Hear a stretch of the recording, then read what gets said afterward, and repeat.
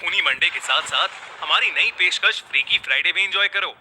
Check out our new exclusive horror story the devil's ring only on our Spotify podcast the horror show by खूनी Monday. Link in description. बारिश की रात, monsoon, वो मौसम जिसमें बादल दिल खोल कर बरसते हैं। गीली मिट्टी की खुशबू भला किसे अच्छी नहीं लगती, पर अगर ये बारिश अपने साथ कुछ ऐसा ले आए जिससे पीछा छुड़ाना नामुमकिन हो जाए तो। ये कहानी 32 साल की समीर की सच्ची घटना पर आधारित है। उस रात वो अपने ऑफिस से घर जा रहा था। उस दिन उसकी एनिवर्सरी थी, पर उसे ऑफिस से निकलने में देरी हो गई थी। घर पर उसकी पत्नी रिशिमा उसका इंतजार कर रही थी, पर उसकी बाइक स्टार्ट ही नहीं हो रही थी। उसने सोचा कि बस आने का टाइम हो गया है, तो क्यों ना वो बस लेकर ही चला जाए। बस स्टैंड तक पहुंचते पहुंचते आसमान में गरज रहे बादल बरसने लगे और देखते ही देखते बहुत ही तेज बारिश होने लगी। समीर अपना सूटकेस अपने सर पर रखकर बस का इंतजार करने लगा। समीर के कपड़े बुरी तरह भीग रहे थे कि तभी उसके ऊपर बारिश की बूंदें गिरना बंद हो गईं। समीर ने अपने साइड में देखा तो एक आदमी अपनी छतरी के आधे हिस्से से समीर को भीगने से बचा रहा था। समीर को यह देखकर बहुत अच्छा लगा और वो उस आदमी को देखकर मुस्कुराने लगा। उस आदमी ने हाथों में ग्लव्स, आंखों पर एक काला चश्मा और सर पर एक काली हैट पहनी हुई थी। इसीलिए समीर को वो आदमी दिखने में थोड़ा अजीब लग रहा था। तभी वो आदमी समीर को देखकर कहने लगा, ये दुनिया कितनी अजीब है ना। कहीं बारिश है तो कहीं सूखा, कहीं जिंदगी है तो कहीं मौत। समीर के पास इस बात का कोई जवाब नहीं था। उसने बस मुस्कुराकर अपना सर हिला दिया। उसी समय समीर का फोन बज पड़ा। उसने पॉकेट से जैसे ही फोन निकाला, उसका फोन उसके हाथ से स्लिप होकर जमीन पर गिर गया।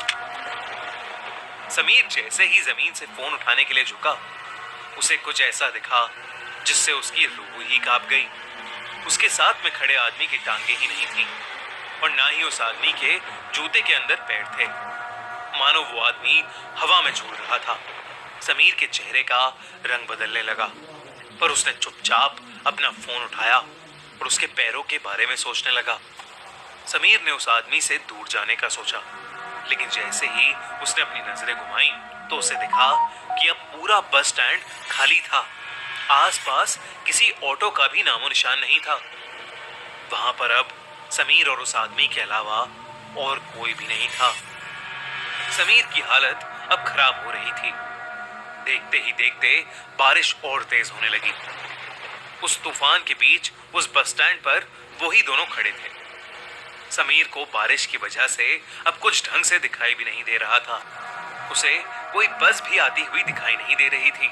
समीर ने अपनी वाइफ रिशिमा को मैसेज किया और उसे अपनी सिचुएशन बताते हुए जल्दी से आने के लिए कहा।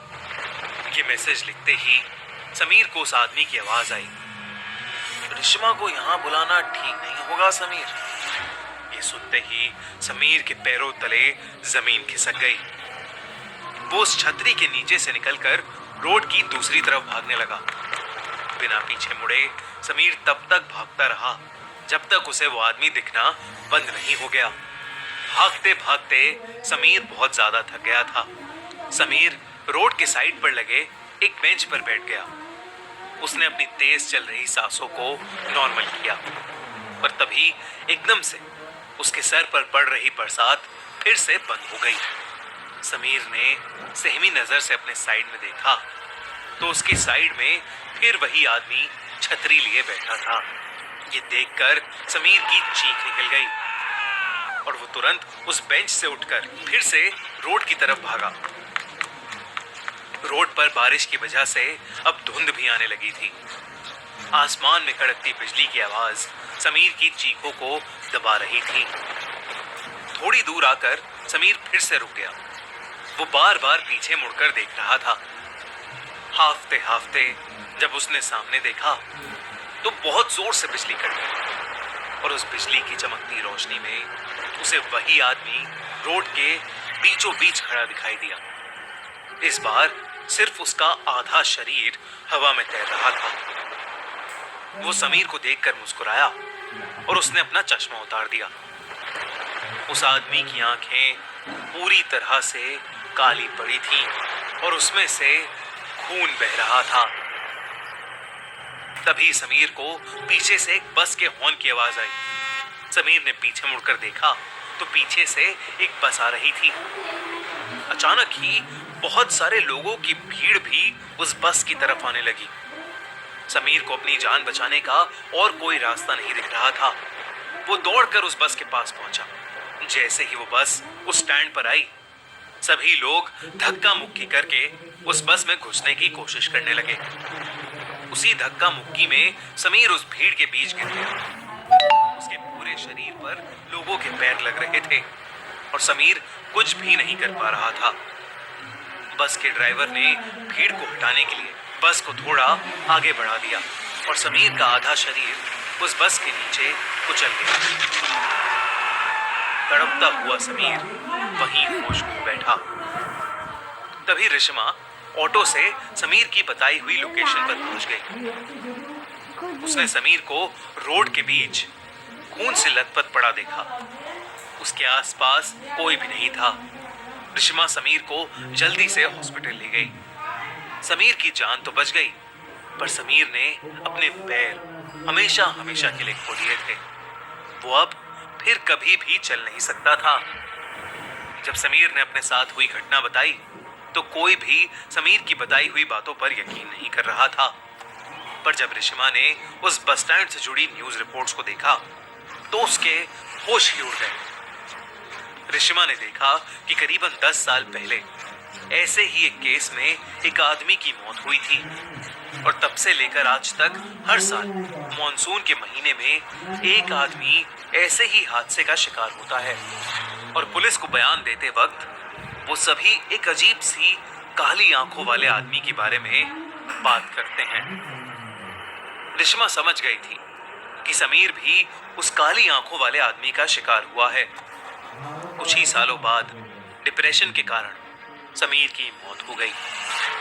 अब रिश्मा हर साल मॉनसून के महीने में उस बस स्टैंड पर जाती है, इसी उम्मीद में कि उसकी मुलाकात उस काली आंखों वाले आदमी से हो जाए।